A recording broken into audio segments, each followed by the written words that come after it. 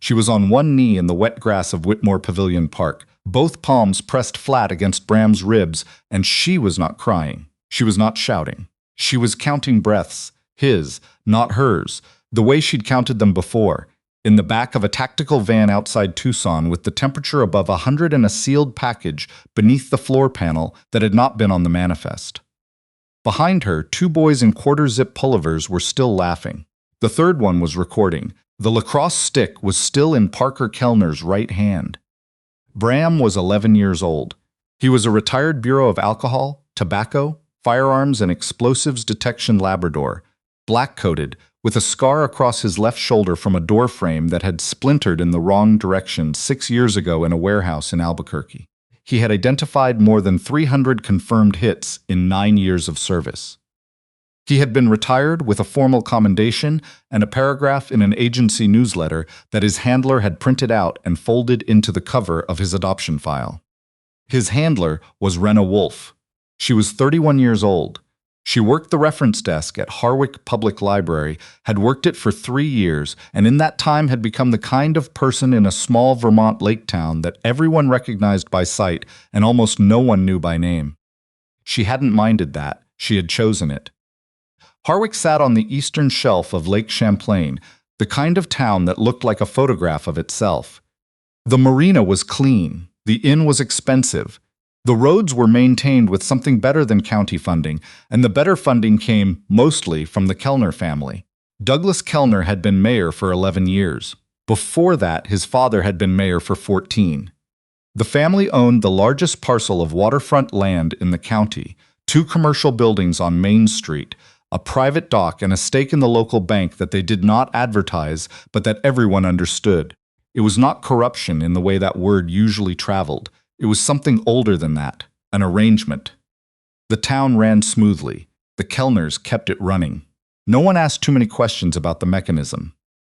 Renna had moved here because it was quiet, because it was remote, because she had spent 8 years doing work that required her to be very visible in very dangerous situations, and she had reached a point where visible felt like a liability she could no longer afford. She walked Bram every evening along the lake path that ran north from her rental cottage, past the community garden, and out to Whitmore Pavilion Park, where the trail bent back toward town.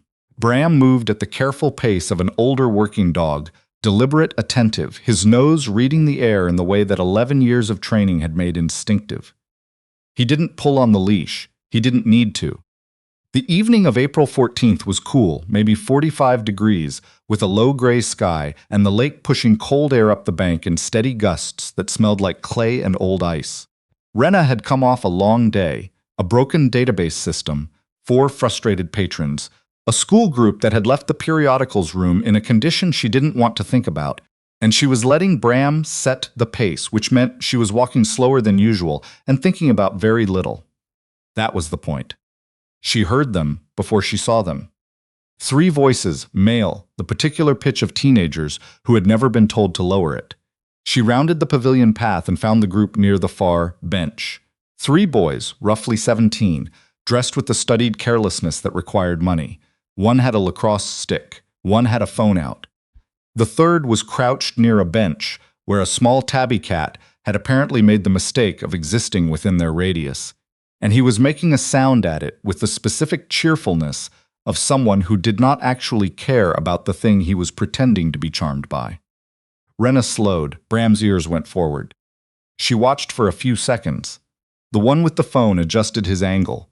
The tall one, dark-haired, expensive sneakers, the lacrosse stick swinging loose at his side, was watching the cat with an expression she had seen before in completely different contexts. The expression of someone who had decided that amusement was the same as permission. The crouching one reached out and shoved the cat off the bench by its haunches. It hit the ground and bolted. They all laughed. "Hey!" Renna said it flat, not loud, just present, the way a word could be present when there was something behind it. All 3 looked up. The phone boy turned it toward her. "Public park," he said. "I know," Renna said. She kept walking toward them, steady, not hurrying. "Walk away." The tall one looked at Bram. She saw the moment his attention shifted, the way it settled on something smaller than him, something he could aim at. Nice dog, he said, in the way that meant nothing nice. Keep moving, she said. She was 10 feet away. He swung the lacrosse stick in a low arc toward Bram's head, not a real swing, a test, a calibration, something designed to see what flinched. Bram held still. He had been trained to hold still in rooms where things moved that weren't supposed to. He doesn't even move, the tall one said, already turning to share it with the others. Don't, Renna said. He swung it properly the second time. The stick connected just behind Bram's left ear with a sound she would carry for a long time afterward, dense and wrong, nothing like anything athletic equipment was supposed to sound like. And Bram went down, not slowly, not dramatically. His legs stopped working, and he went sideways into the grass and didn't get back up. Renna's first step was toward Bram. Her next two were toward the boy. She was not angry. She had learned a long time ago, in rooms and situations that made Whitmore Pavilion Park look like a rest stop, that anger was a variable she could not afford when precision was required. She went cold instead, cold and specific and efficient. Her left hand caught his wrist before the stick could rise again. Her right found the joint below his elbow and applied exactly the force required to bring him to one knee with his arm at an angle that made further movement inadvisable. He was 17. She used 17-year-old appropriate pressure, not more. He made a high, surprised sound through his teeth. You're going to call 911, she said, close to his ear, her voice unchanged. You're going to tell them a dog has been injured at Whitmore Pavilion Park and you need emergency veterinary response. Do you understand me? He made a sound that was probably agreement. She let go and was already moving back to Bram. His breathing was shallow. She ran her hands along his skull with the same systematic discipline she'd used on far worse things. Possible concussive trauma, left side impact, a wrongness behind his ear she didn't like at all. His pupils were uneven. His tail moved once, barely. You're okay, she said. Stay with me. She pulled her phone and called Dr. Cressida Wells. Cressida ran the only veterinary practice within 20 minutes of Harwick and answered on the second ring with the voice of someone accustomed to being needed after hours. It's Renna, she said. Bram is down, blunt force trauma to the head behind the left ear, pupil discrepancy. Breathing is present but shallow. I need you at Whitmore Pavilion South entrance now. 15 minutes, Cressida said. Don't move him. Renna hung up and made the second call, not from her library phone. From the small secondary phone she kept in the inner pocket of her jacket, the one with 4 contacts and a number she hadn't dialed in 14 months. It rang twice. Wolff, said the voice on the other end. I need to activate something, she said. It's moving. A pause, the kind of pause that contained calculation, then talk. She did, 58 words. In her experience, that was usually enough. Give me 2 hours, he said. She pocketed the phone and stayed beside Bram and waited. The 2 officers who responded were named Farber and Brecht. Farber was maybe 45, with a mustache that had outlasted its irony. Brecht was younger, still in the phase where responding to anything near the Kellner family property involved understanding which direction the gravity pointed. They came in with the practiced ease of officers who had navigated this terrain before and knew what was expected of them. Renna had her hands visible before they reached her. She had learned a long time ago that clarity moved faster than pride. She explained what had happened, Bram's injuries, the boy's name, which she had obtained from the phone boy while waiting because she always established names. Parker Kellner had recovered enough composure to be talking before Farber's notebook was open. His arm was cradled against his chest. He was claiming she had approached them without provocation. He was claiming Bram had been aggressive. He was 17 years old and had spent 17 years learning that the first version of events belonged to whoever delivered it with the most confidence. There were 3 phones recording, Renna said. The complete sequence is on video. Farber wrote something. Brecht looked at Bram and did not look away quickly, and something moved across his face that was not indifference. Cressida arrived in 13 minutes in a white truck with the practice name on the door and moved to Bram without introduction. Possible skull fracture, she said quietly while assessing. I won't know the full picture without imaging. Come when you can. Renna watched the truck pull out of the park lot. She turned back to Farber and gave her full statement in the same tone she used for cataloging reference requests, clear, sequential, without editorializing. Then she went to the station.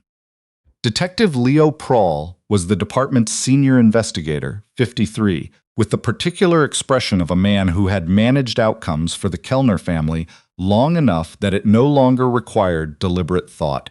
He came into the interview room without sitting and told her that Parker's family was well regarded in the community and that she should consider how she wanted this to proceed. Parker Kellner struck my dog with a lacrosse stick, Renna said. Bram is a retired federal detection dog, registered with the ATF. Attacking a retired federal law enforcement animal carries federal penalties under specific protection statutes. His serial number and adoption record are both on file. Prawl went still for a moment. I am a former special agent, she continued. 8 years, field and undercover operations. I know what that statute says. I also know what this department's relationship with the Kellner family looks like from outside this room. She leaned forward slightly. I'm not asking for anything special. I'm asking you to do your job accurately. He left for 11 minutes. When he came back, he set a charge form on the table. Assault. She was to be processed immediately. She had expected it. That was the thing about understanding how a particular kind of system worked. You could see exactly how it was going to move before it moved, and the seeing didn't make it land any less.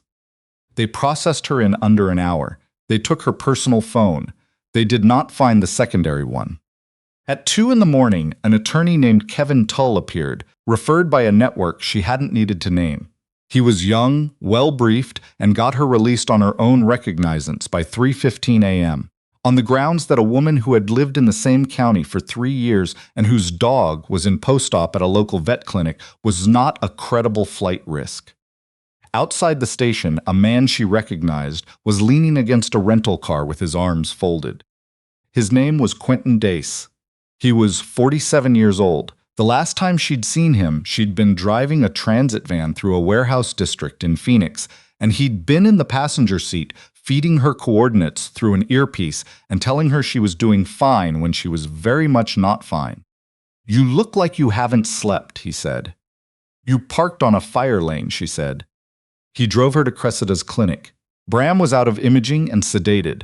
A fracture confirmed on the left temporal bone, no bleed on the scan. Stable. Cressida said he had been irritable even under sedation, which she offered as a positive sign. Renna sat on the floor of the recovery room with her hand flat against the kennel door, and Bram's nose moved toward it. The most minimal possible gesture, barely more than a reflex, but deliberate, unmistakably deliberate. By morning, the footage from all 3 phones had found the internet. Someone had uploaded it before thinking to edit it, which meant it showed the complete sequence. The approach, the swing, the impact, Bram going down, Renna's controlled response. By 7 a.m., it had been shared by 2 working dog advocacy pages. By 9, it was at 1.4 million views. By the time Quentin drove her home to change clothes, it was still climbing. Douglas Kellner's communications director released a brief statement at 8:30.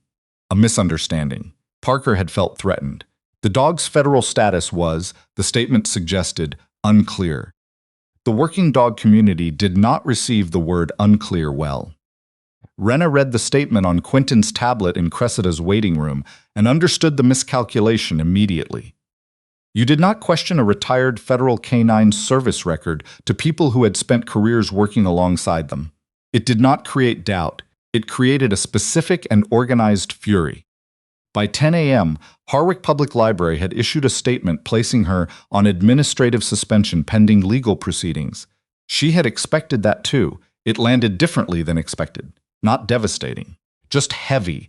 The particular weight of something you'd spent years building being disassembled by someone who had never had to build anything. Her secondary phone buzzed, package moving, ETA 20 hours. 20 hours. She could manage 20 hours. What she could not manage, as it turned out, was the animal control notice she found taped to her cottage door at noon. A seizure order, filed by Kellner's attorney, claiming Bram presented a public safety risk. Mandatory 72-hour behavioral assessment. If the county facility determined he posed a threat, they could recommend euthanasia. She stood in her kitchen holding it for a moment. Then she folded it carefully and put it in her jacket pocket and called Tull. "We can pursue a medical hold," he said. "If Cressida documents active neurological instability, the order becomes legally complicated. But Kellner's attorney is very good. The medical hold buys time, not resolution. We need something else to happen inside the window." "Something else is happening," she said. "I need until 9 a.m. tomorrow." She moved Bram that night. Not to her cottage. Kellner's people would check there first. Cressida had a second property on Route 12 north of town, used for large animal overflow, staffed by a young technician named Bev Norris who did not frighten easily and did not talk unless talking was necessary. They moved Bram in Cressida's truck, with the headlights low, and no conversation that wasn't medically required.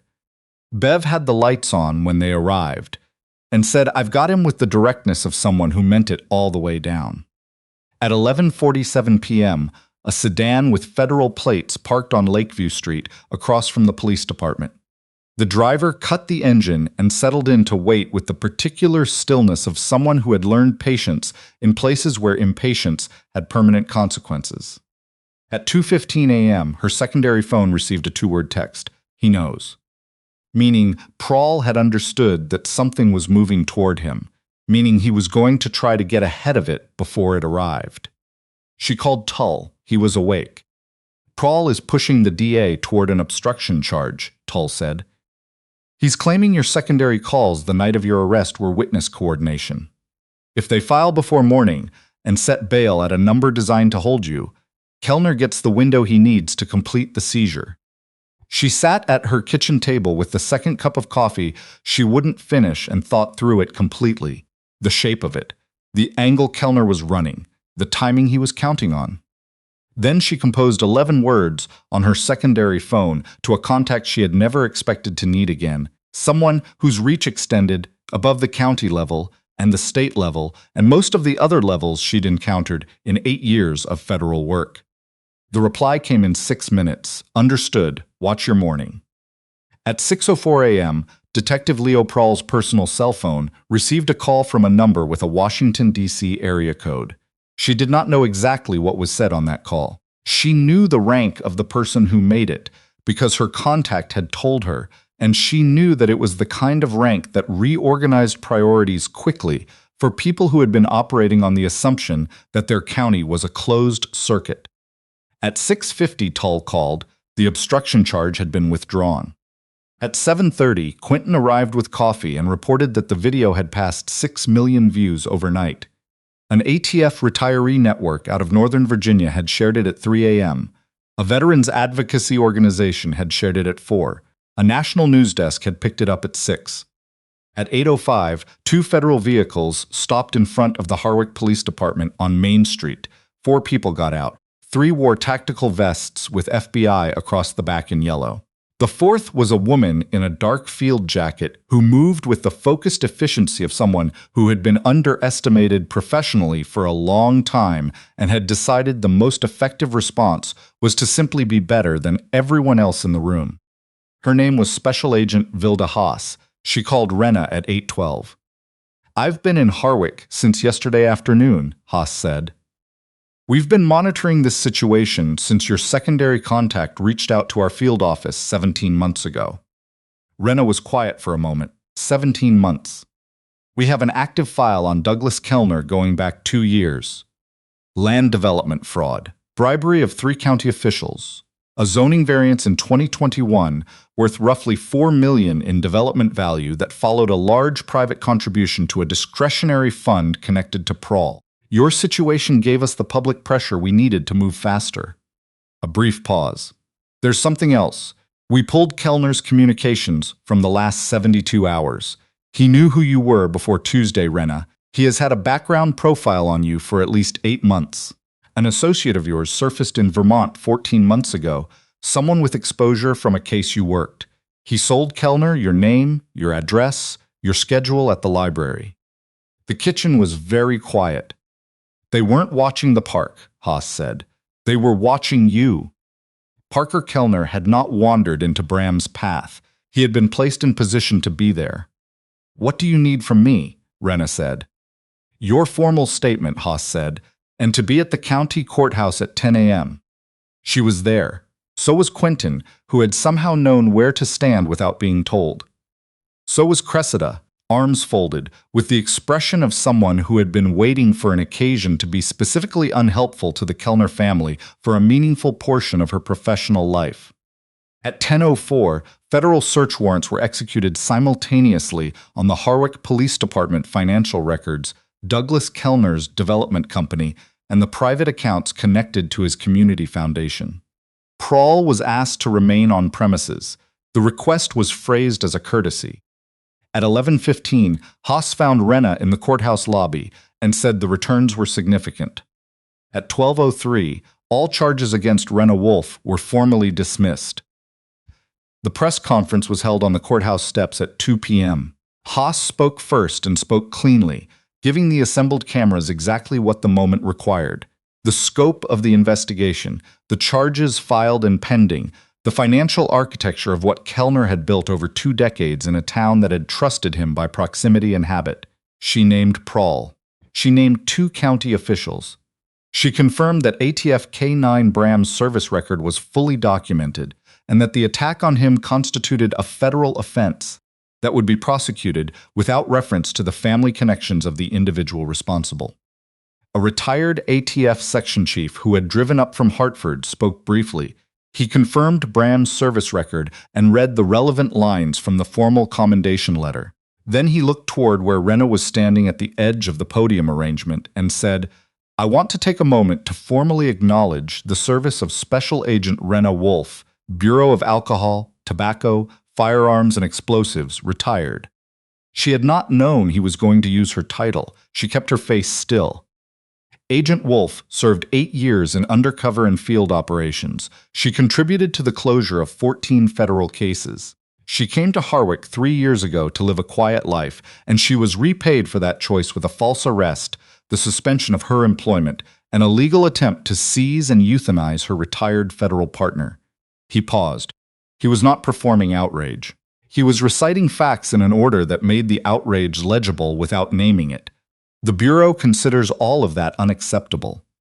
I drove up here this morning because I personally consider it unacceptable. He looked at her once.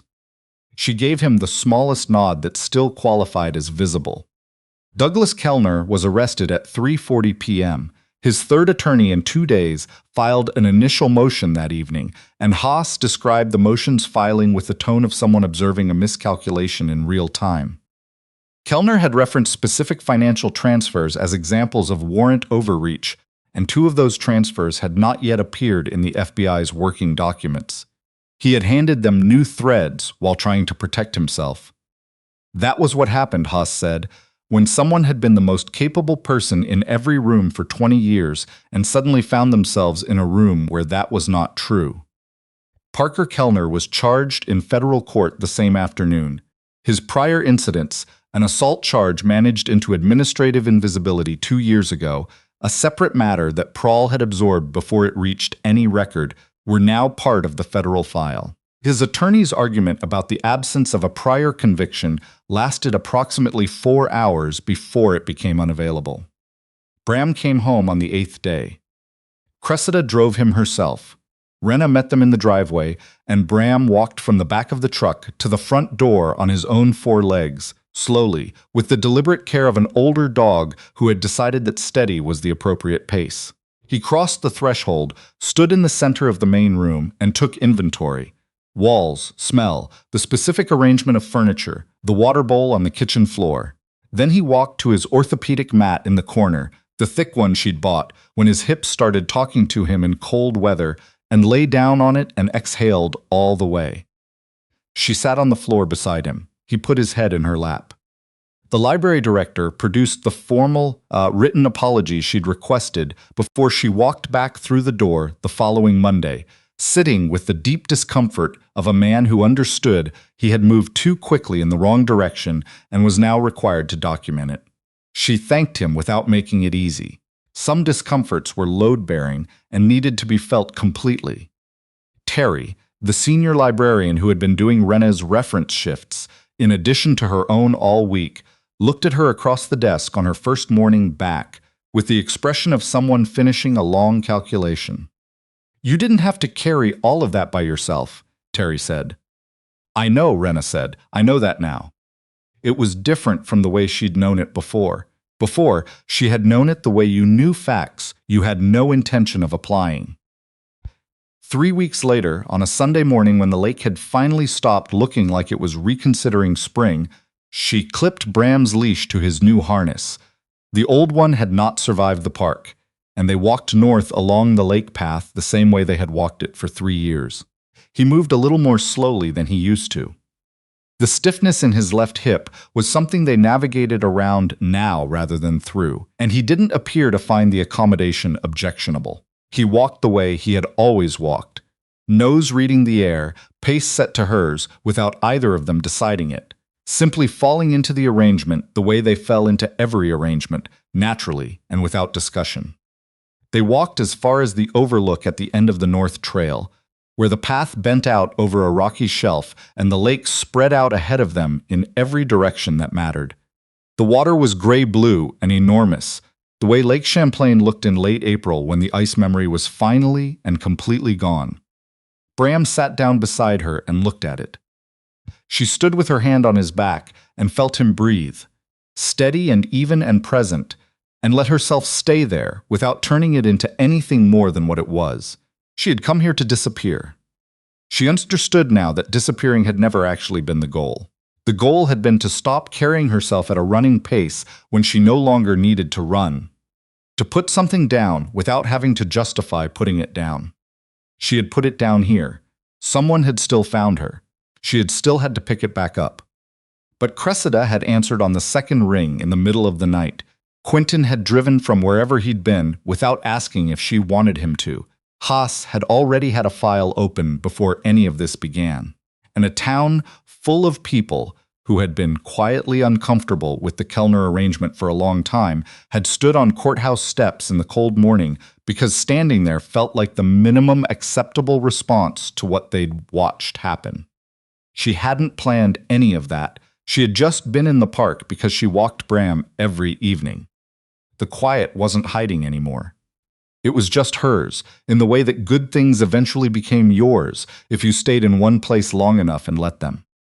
She stood at the overlook until the light shifted, and then she turned back toward town, and Bram fell into pace beside her, and they walked home the same way they'd walked every morning for 3 years, steady and deliberate, and together, in the ordinary and sufficient light of a spring morning that asked nothing of either of them except to be present in it.